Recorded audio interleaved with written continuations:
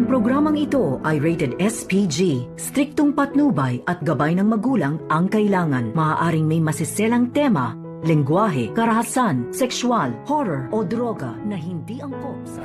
Konting tiis ko na lang. Matatapos ako gusto ko sa'yo. Carlos, may kasama siya babae. Sundan mo kayo. Ngayong Miyerkules, narito na nga ang ating pagkaabangan sa abot kamay na pangarap.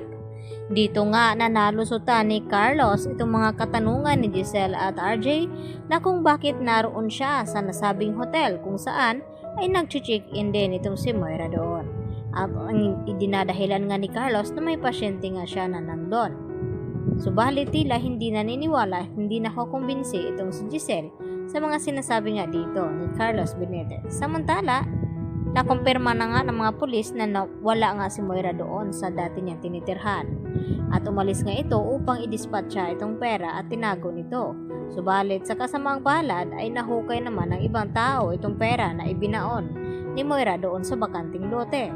At dito nga na hinanap nila ni Carlos at pagdatingan nila doon ay wala na nga silang nadatnan na 30 million pesos dahil isinusuko na nga ng matandang iyon sa mga pulis dahil alam niya na baka galing daw iyon sa masama at nakumpirma nga ng mga pulis na yun na nga yung pera nila RJ dahil sa serial number na nagkakahalaga ng 30 million pesos. At dito nga na kinausap ni Doc Carlos Benitez itong si Moira tungkol sa pagpunta nga ng Japan at kinakailangan na makaalis agad itong si Moira bago pa maibaba itong warrant of arrest kay Moira.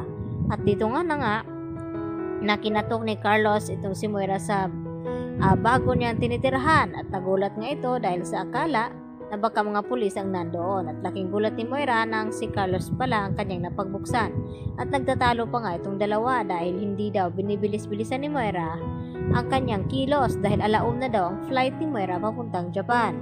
At dito nga na sinabi ni Carlos na dapat magpasalamat pa nga itong si Moira dahil sa humingi nga ng tulong itong si Zoe dito sa kanya at gagawin naman lahat ni Carlos upang matulungan ang kanyang anak.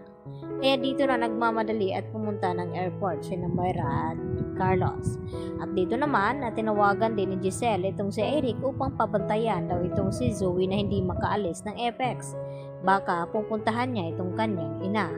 At dito na nagulat itong si Zoe nang sabihin nga dito ni Eric na may warrant of arrest na nga itong si Moira dahil sa mga perang nakita at nakumpirma na galing nga ito kay Moira.